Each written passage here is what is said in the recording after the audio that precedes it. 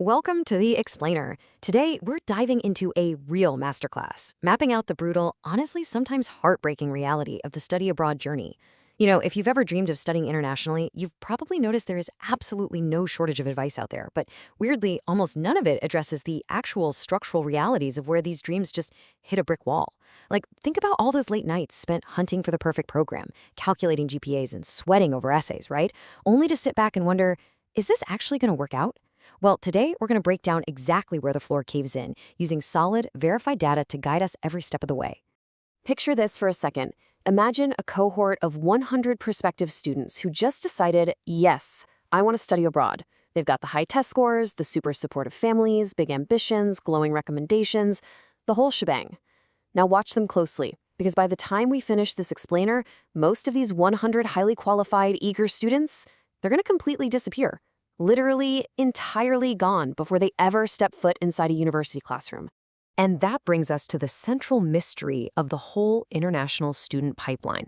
Think about it. You got the grades. You put in all that grueling late-night work. You even got the official hard copy acceptance letter from your dream university. So why won't they let you in? Well, the truth is, the floor caves in at a very specific stage of this journey. And it's a stage that almost nobody warns applicants about until it's way too late to fix. All right, here's our masterclass syllabus for today. First, the study abroad funnel. Second, research to admission. Third, hitting the visa wall. Fourth, the final summer melt. And fifth, masterclass, surviving the funnel. So yeah, consider this your step-by-step guide to surviving the structural hurdles ahead of you. Section 1, the study abroad funnel. Not a checklist, but a funnel that leaks at every step. See, we really need to reframe how we look at this whole process. The journey breaks down into these 5 exact stages: research, application, admission, visa, and travel and enrollment. Each stage acts like a filter, right? And each requires a completely different type of stamina. People naturally fall out at every single level, and historically, that's completely normal. The emotional toll just gets heavier as you move down. But here's the kicker. One of these specific stages eats more dreams than the other 4 combined. To find out which one, we got to start at the very top. Section 2, research to admission. The interest versus intent gap. So at the very top of the funnel, it's incredibly loud. Everybody is interested here. But according to recent Keystone 2026 data, surveying over 67,000 prospective students, there's a massive gap between those just interested and those who actually have the intent to follow through. The crowd thins out incredibly fast. Why do so many capable students quit this early? Well, it's usually one of 3 things. First, cost and financial shock. They get hit with hidden costs. Application fees, mandatory language tests, translation services, courier fees. They run the numbers and just freeze. Second, eligibility doubts. They kind of just assume they don't qualify, so they stop. But the third, and right now the absolute fastest rising barrier before people even pick a course, is policy and political uncertainty. Visas and rules are changing practically overnight, Students are now having to ask, can I even get in? Way before they ask, what do I want to study? But hey, here is the genuinely empowering part of this data. Once we move to the application stage, a massive amount of the drop-off is purely self-inflicted. We're talking generic personal statements, missing prerequisite documents, mismatched courses.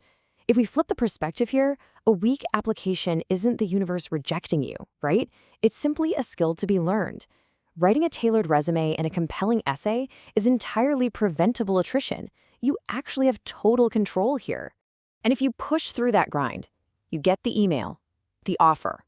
You print it out, congratulations. Naturally, everyone celebrates at this point. Your family is thrilled, you post it all over social media, and you totally assume the hard part is definitively over. But honestly, the admission offer is a false finish line. Getting that acceptance letter makes people let their guard down right before they hit the real floor of the funnel. Section 3, hitting the visa wall, where the funnel actually collapses.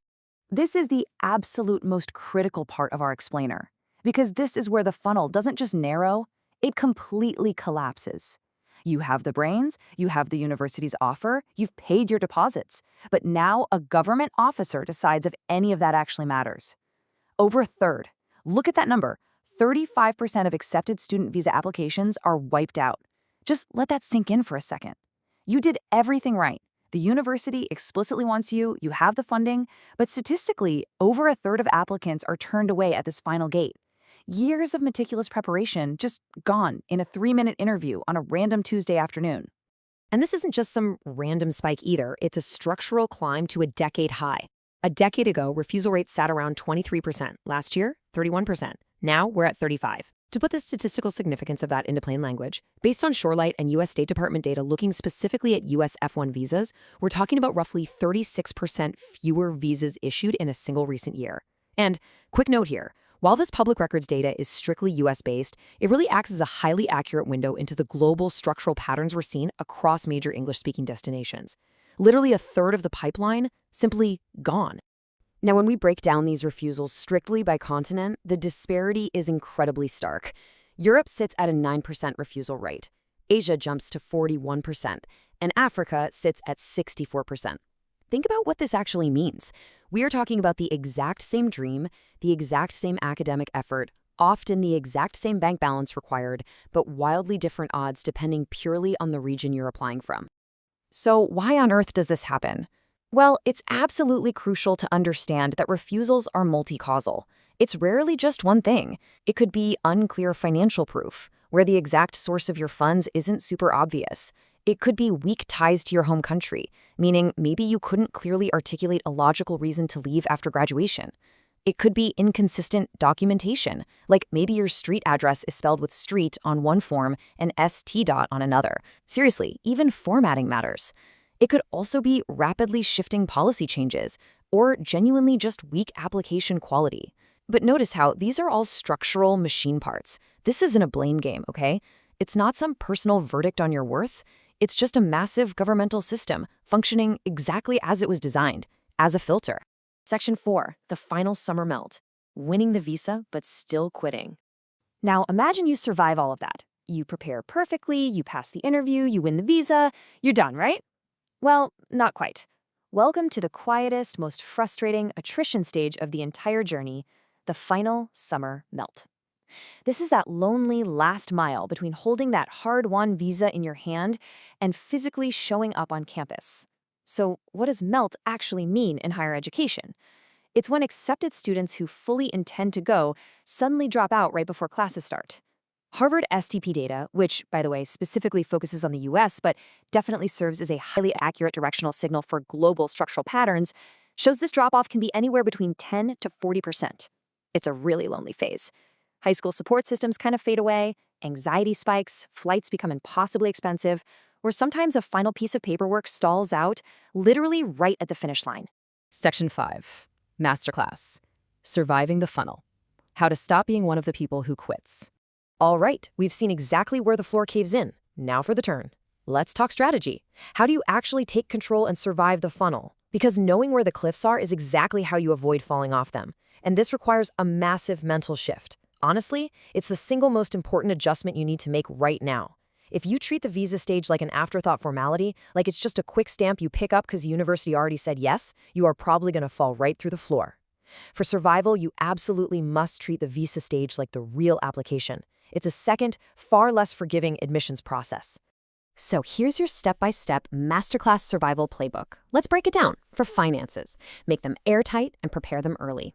Government officers want to see the aging of your money, not some sudden massive deposit from a mysterious uncle the week before your interview, right? For documents, ensure absolute consistency down to the exact spelling of your name and address across every single piece of paper, from your transcripts to your bank statements. For ties to home, you need to craft a clear, honest, and logical narrative for your return. Like, how exactly will this specific degree help you get a specific job back in your home city? And for policies, constantly check the current rules the very morning of your application, not just when you started your research 6 months ago. If you follow this playbook, you're going to walk into that interview room not just crossing your fingers and hoping for luck, but as the absolute most prepared person in the building. This whole journey is incredibly tough, for sure, but it's deeply structural, which means it can be prepared for. You can map it out. So I really want to hear from you. Which stage are you stuck at right now? Is it the noise of research, the grind of the application, waiting for admission, staring down the visa wall, or the anxiety of travel and enrollment? Drop a number from 1 to 5 in the comments below. In our next explainer, we're going to dive deep into taking that visa wall apart piece by piece and turning that solid wall into an open door. Until next time, stay focused and stay prepared.